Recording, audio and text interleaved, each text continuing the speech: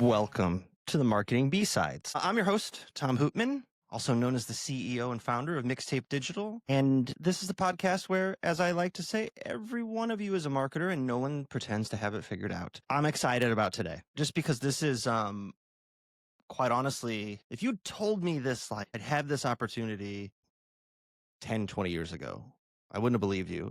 But as you know, a lot of you know, I'm a pretty big film nerd kind of guy. For a man with no memory, short or long term, who forgets everything, I like a good movie. This opportunity presented itself to me and I was just super excited about it because um I'm a huge fan of David Lynch, who we lost earlier this year.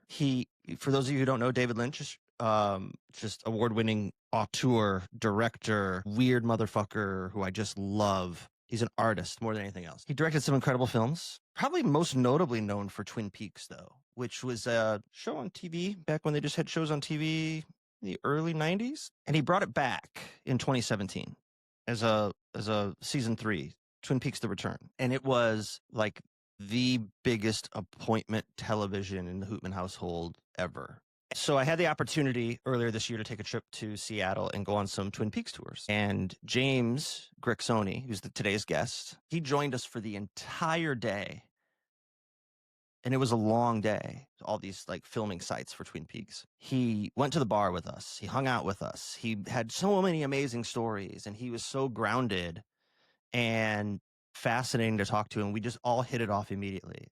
We had an amazing day, and he said something to me. I hadn't started this podcast yet, and he mentioned something to me about how he had to market himself as an actor. I literally had the thought in that moment, standing in Seattle, like 2 beers in, that was like, wait a minute, like if we're going to do a podcast, no, I mean, yeah, we should talk to people within marketing, but in reality, everyone is really marketing themselves.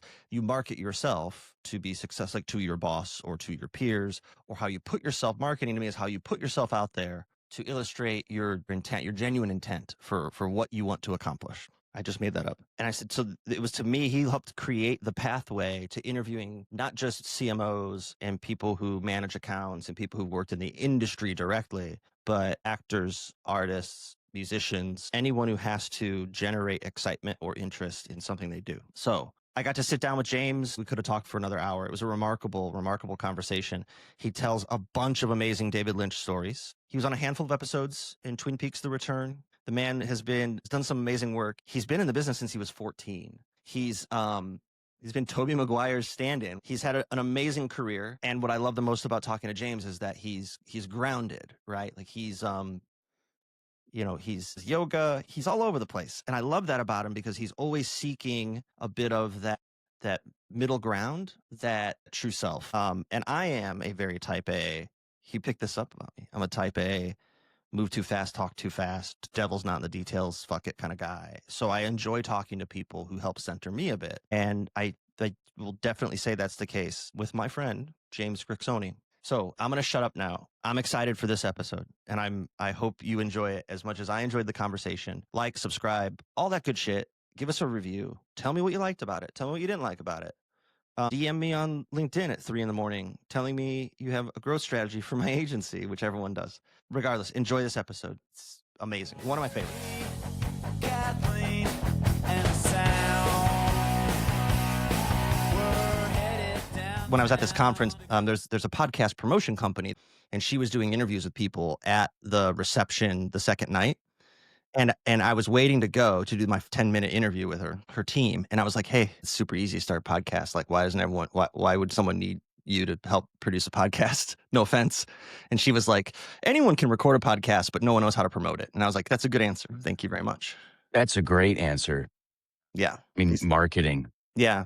And it's interesting because when I started this, I didn't even think, I thought marketing, like, how am I going to talk to marketers all the time?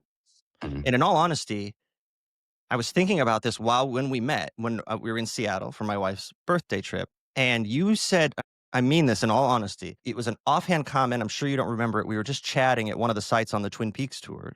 And you were talking about getting the role and like how to get roles as an actor. And you mentioned like you had to market the hell out of yourself.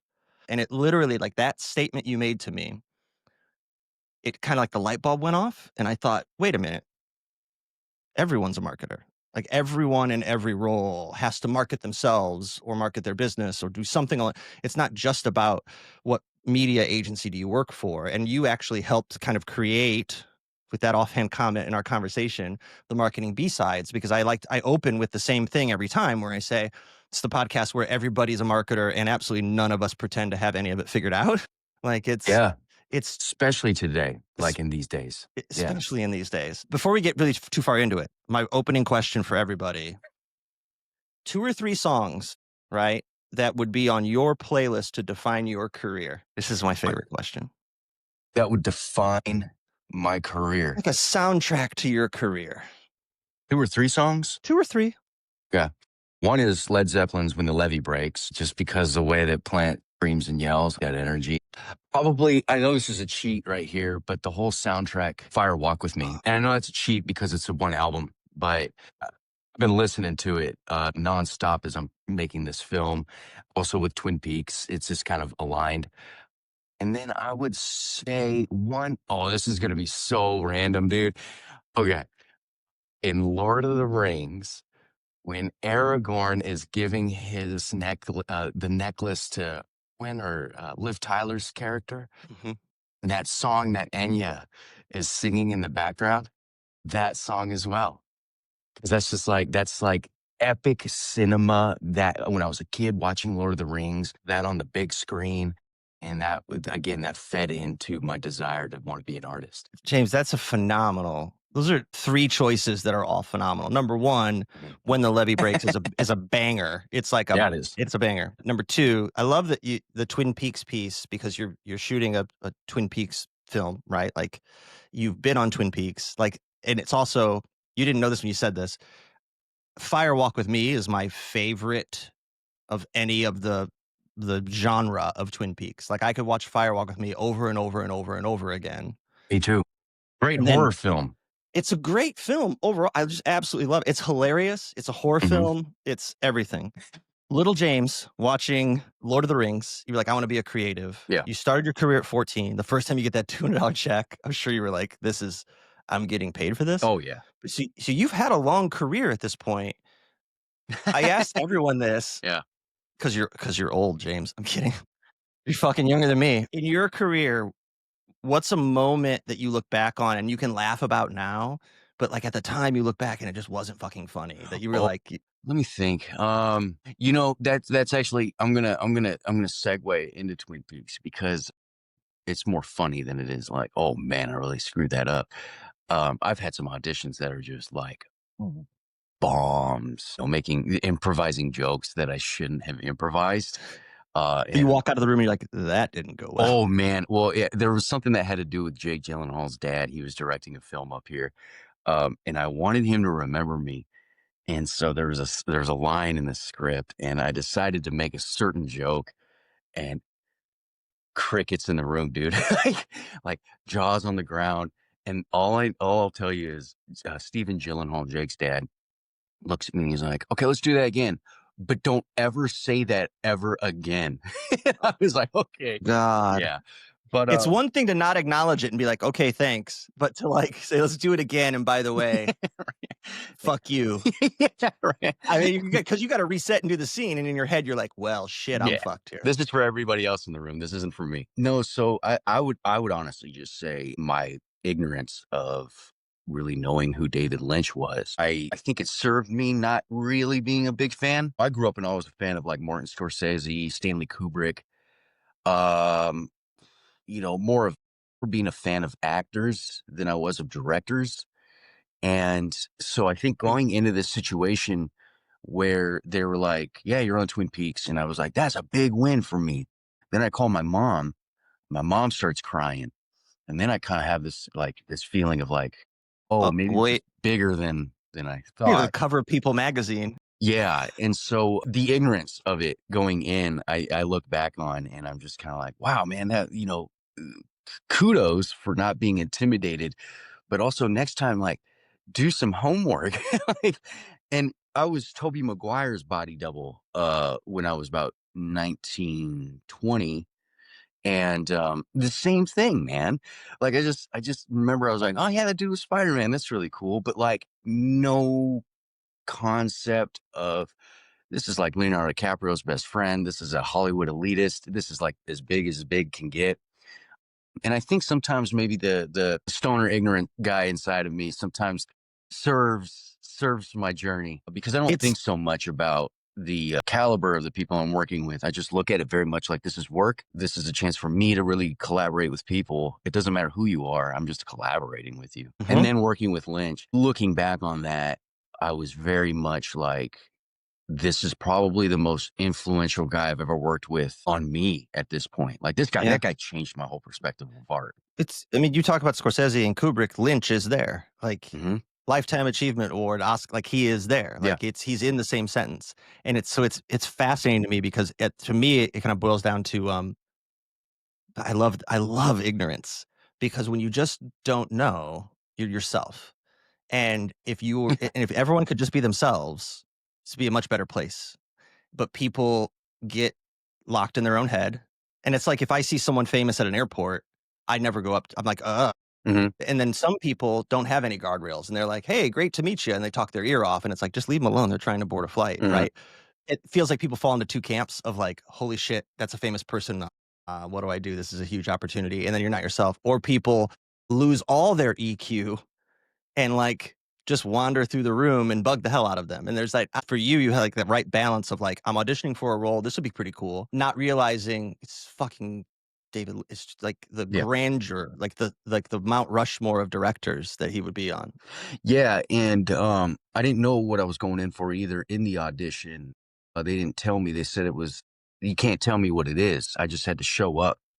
And so I get to the audition and I'm putting my ear to the door because my buddy's auditioning in front of me. And this cat's doing Shakespeare, man. Like he's busted out a Shakespeare monologue. And I'm sitting on the other side of the door, shaved head. I had a beard, like a beard of a guy that can't grow a beard. And I was like, man, I'm so cooked. I'm not going to get this job. And then I go into the audition and the casting director looks at me. She says, well, what do you do? And I was like, well, I bartend and I teach yoga. And she said, well, what do you like about bartending? And I said, well, you learn no matter who you are, no matter where you come from, we have more similarities than we have differences. And she was like, okay, cool, thanks. That was it. And so as I walked out, and I'm a drummer, and so I can't really hear, I thought she said, we're submitting him for the baby. And I was like, God, dude, What the hell is yeah, this? someone's going to put me in a diaper. And then I didn't quite hear, again, ignorance. She actually said the deputy. And so I got the phone call and it was like, yeah, you're the deputy. And I was like, okay, this makes sense now. And then I didn't even know Twin Peaks was about deputies. Like I watched the show and I'm sitting there, I'm watching the show and I'm just like watching it. And I looked at my girlfriend and I was like, I think this has to do with deputies and cops and sheriffs. And so I don't know what my role's going to be, but sounds like it's going to be fun. So here we go.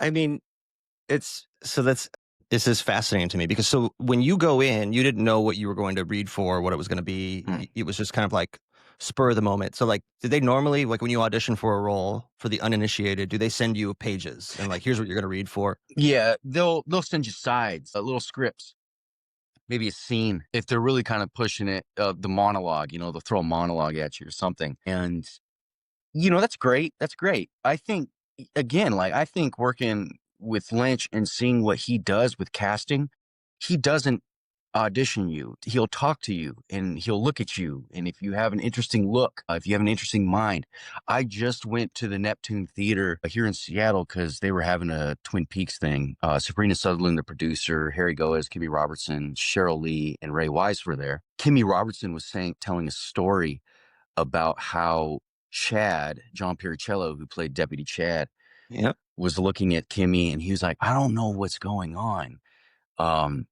What am I doing? And Kimmy looks at him and she says, just trust David. He saw something in you, so just trust it. And that was her only advice. And I think that's a great way to direct because I'm doing that now. Anytime I cast, I don't give people lines. I just take them out to lunch and chat with them and just get to know them. Hmm. And if they got Hmm. good vibes, I want to work with them because anybody that's an actor can act. You can always direct. Yeah, it's just it's cool to get to It's know people. okay. I love that because that's an element of like how you and I got connected. And it's interesting to me because on my side, having worked in like large like media agencies, with big teams. We're always interviewing people, constantly hiring, constantly hiring. Hmm. And I'm not a technical expert. So like I got into this business from the side as like a director of new business. And so like if I'm in someone's Google ads or Facebook or TikTok and I'm managing it, we're in trouble.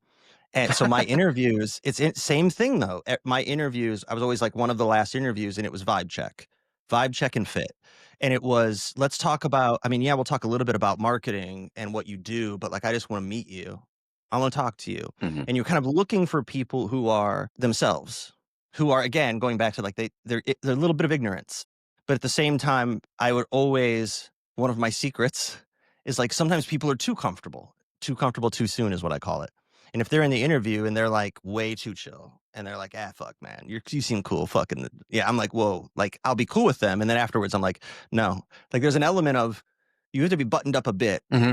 but also be yourself. Like I always want to work with good people. Right. And like, give me lunch with someone, give me a drink with someone, a coffee with someone, or 40 minutes on a Google Meet just to talk. And if the vibes are right, I'm pretty good judge of that character. That's great, Tom. I'm learning that, man. Navigating the professional world these days as well, not just as an artist, but as a professional, like creating career. Yeah. There is almost this mental expectation of I need to be a master of something when what I'm learning is, like you just said, is like, you got to just be your light, but also be button up, be professional, be eager to learn, be eager to move forward and grow. And I notice that like employers seem to appreciate that more Totally. than, just a kind of a straight laced genius with an antisocial disorder.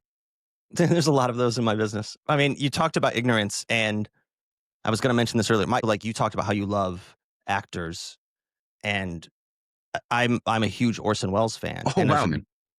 I love Orson Welles. He's my favorite actor of all time. My dog is named Orson. Like I love Orson Welles. The Third Man is my favorite Orson Welles film. Citizen Kane as well. Yeah. And there's one of my favorite quotes from an interview. They said, so you were 24 when you made Citizen Kane.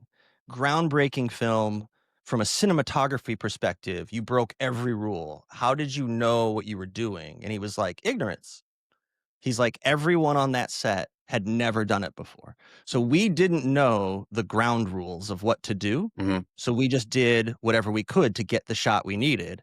And then after the film came out, we realized, we broke every rule in the book and people loved it because everyone else at the time was like, if we had someone with experience on that set, they would have been like, you can't do it that way. Hmm. Just like the ignorance allows you to push through boundaries, which is, I think, it tells a lot about your story, like getting the role. Like that ignorance helped you push through the boundaries. I've got to ask you, Wow, man. was David Lynch, when did you first meet David Lynch? Tell me about your first time you met him. Also, that's a really cool thing you said. Yeah. So the first time I met David Lynch was, you go in for the costume fitting, didn't see him then. You go in to go get your script, didn't see him then. I went into the makeup chair, didn't see him then. So I was just kind of like, well, this is interesting. No rehearsals, man. Just gotta show up. So the first time I saw him, I think would probably make any Twin Peaks fan just totally nerd out. They put me in my deputy outfit and then they walk me to the set where we're about to film. And I get to the R&R Diner. And that was the first place that we're filming, is right at the R&R Diner. And there's these roadblocks that are kind of on the perimeter of the diner across the street. And there's just hundreds of people all on the other side of those barriers. And I'll always remember they're walking me through, and there's just people, and they're walking me through, and then they remove the barrier.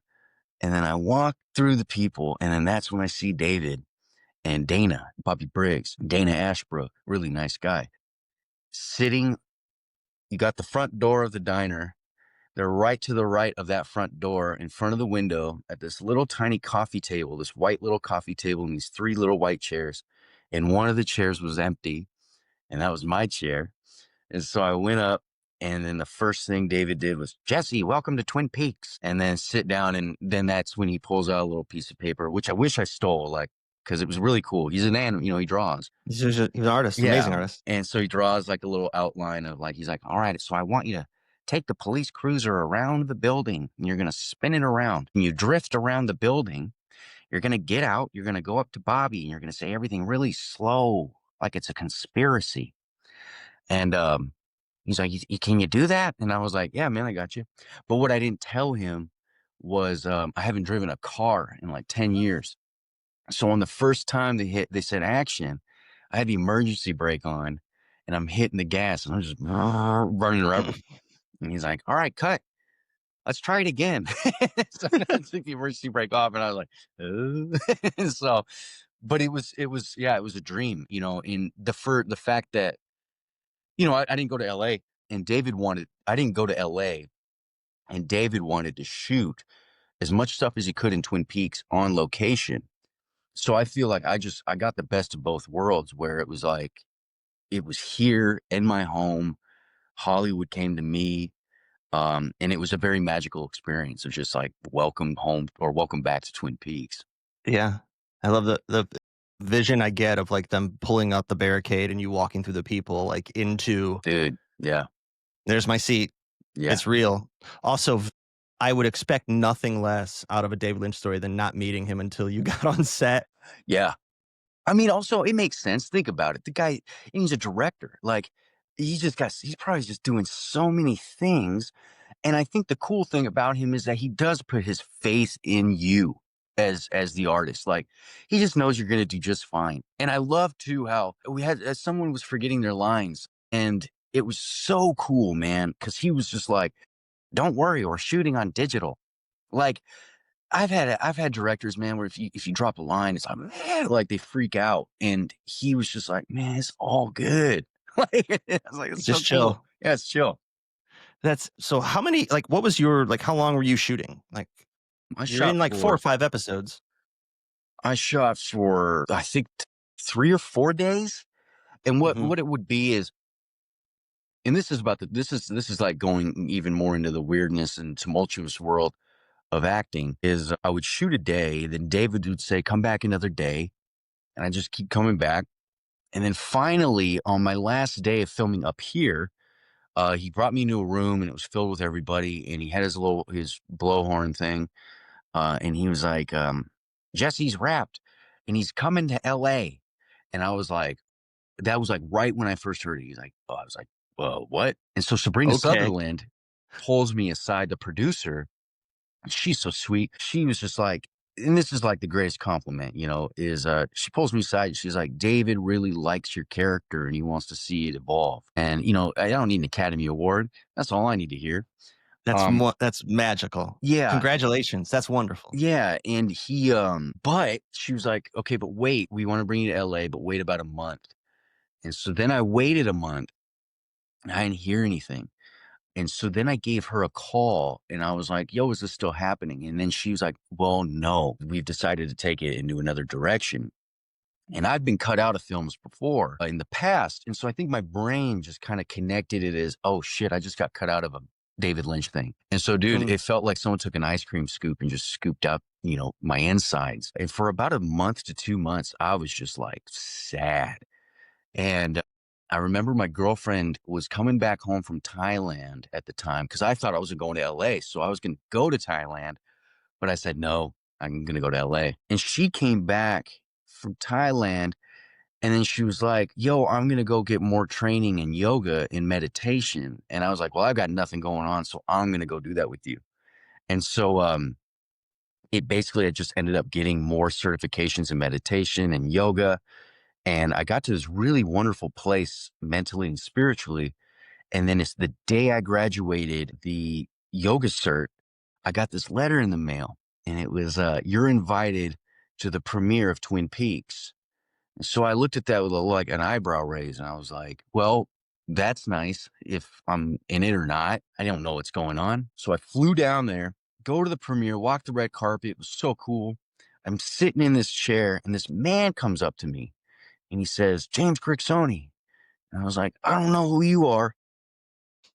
I He's like, "My name is Dwayne Dunham." And I was like, "Hi, Dwayne." And he was like, "I edited this show." And I was like, "Whoa, shit. Nice to meet you, Dwayne." And he's yeah. like, Oh, hello. "Yeah." He was like, "You're going to look great in it, man. Like I put you in these episodes and you really pop. Like your character pops. It's awesome." And so I'm sitting there and I had a glass of wine in my hand and I just looked at my partner. I was like, "I guess I'm in the show." So you just, That's when you found out. yeah, you have no idea what's You have no going idea. on until it's already shown. Yeah. What Yeah. is what do they show at a premiere? Is They it the showed the first first episode? 2 episodes First. at Charlie Chaplin's theater, really gothic looking. Yeah, and yeah, the first 2 episodes, which if you've seen season 3, the first 2 episodes are pretty out there. And so again, I remember sitting there being like, I don't know what's going on. Now I do. But yeah, and so it was just the first 2 episodes, and then the rest I was watching up here in Seattle, and it was awesome.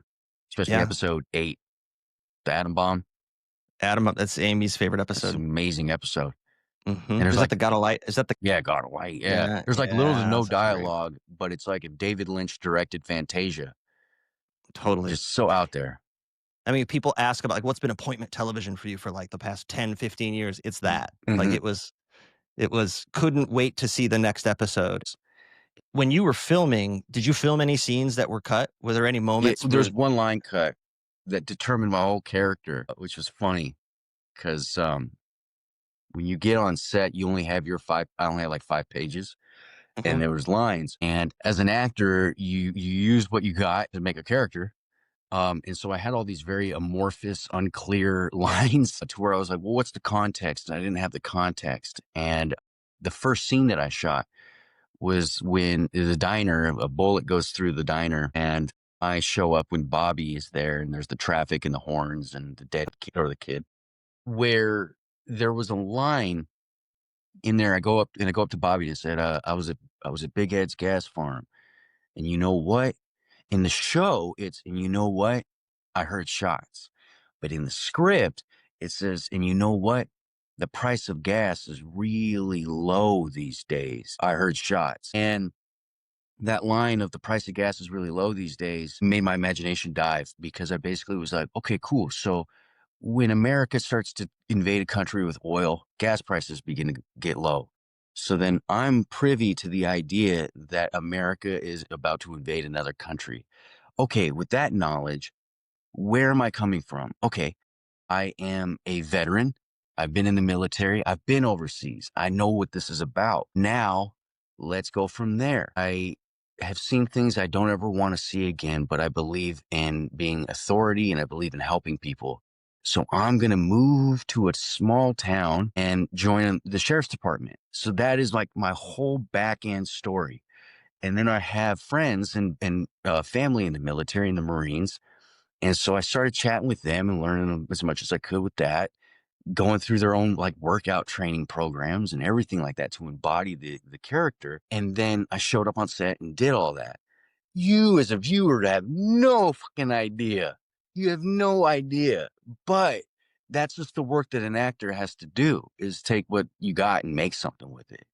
And then the direction of David was slow, go so slow, and then don't move. Like when you move, there needs to be a purpose. There needs to be a reason and a meaning behind it, or don't move.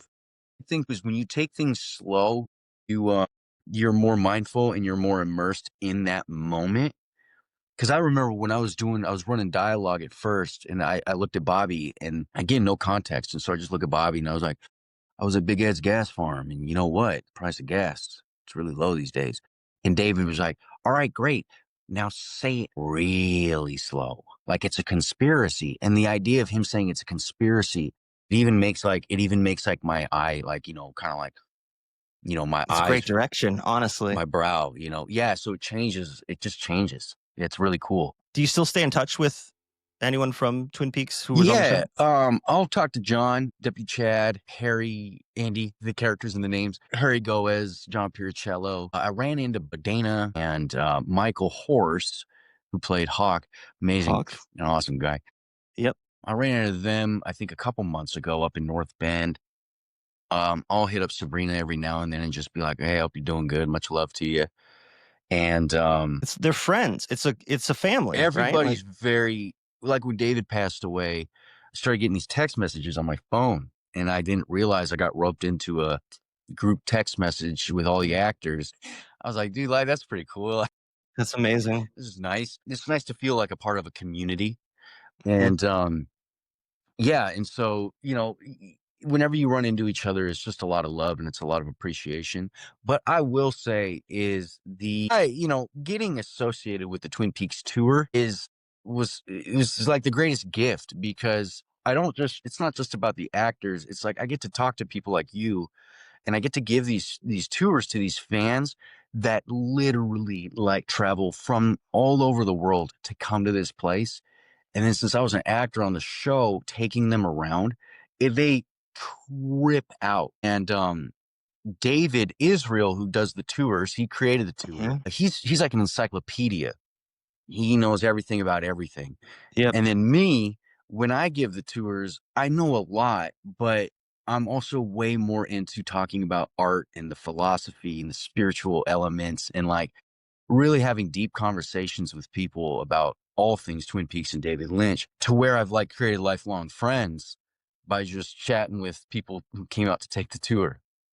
That's an incredible accomplishment. I mean, it is something that for the rest of your life you have, Yeah. and you get to make people's lives like you get to be a part of that pilgrimage. Yeah. Yeah. You make magic, man. You know, regular people just making magic. It's awesome. Yeah.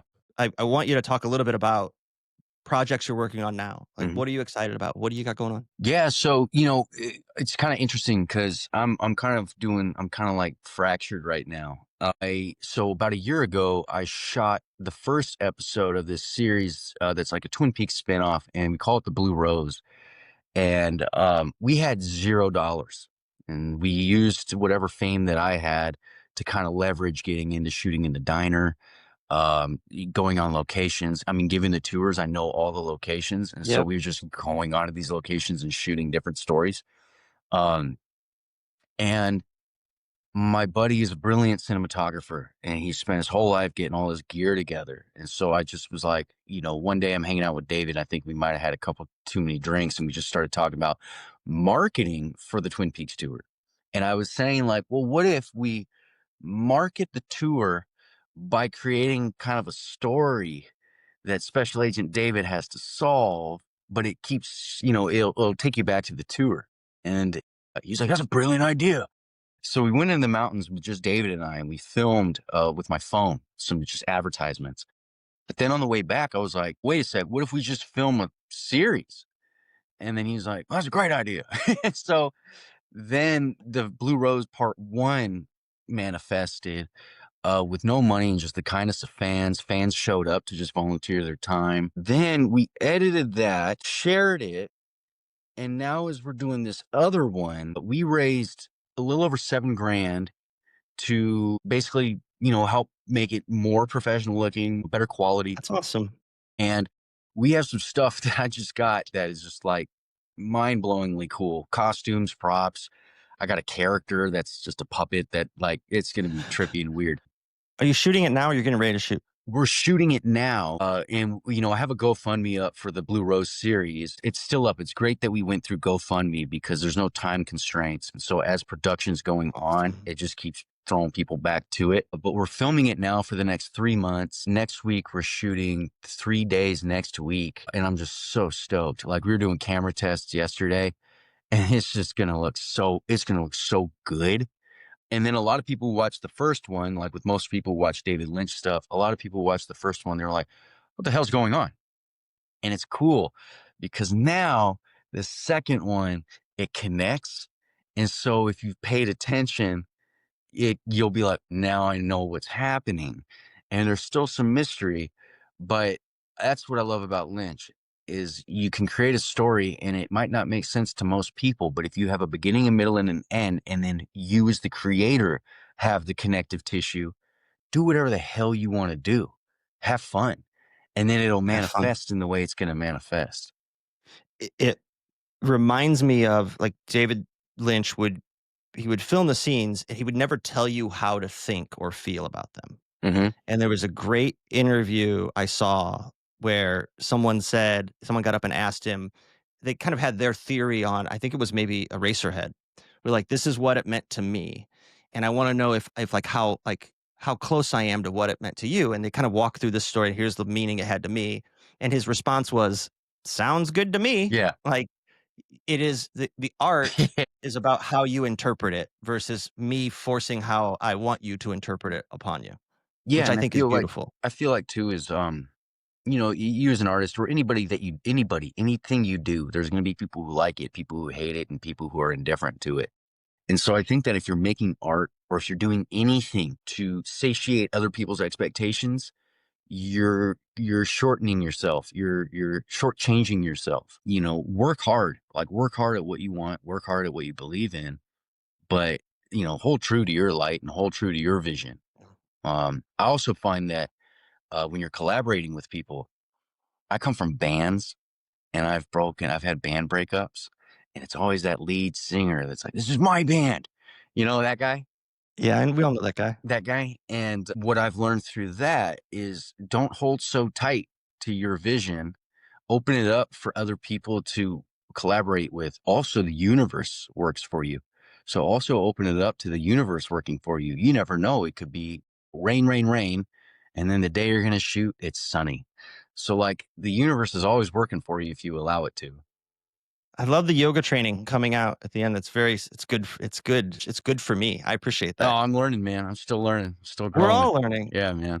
James, thank you very much for your time. This has been fantastic. Yeah, We've brother. become friends through the tour. You're an amazing, amazing friend. I really appreciate you making time. Yeah, and you And guys now are I'm awesome. already worried, like, we got to get back out to fucking Seattle and see James again. So I hope to see you again soon. Yeah, I man, you asked appreciate me it. out for a drink that one night, and if you ever come back out, man, let's meet up.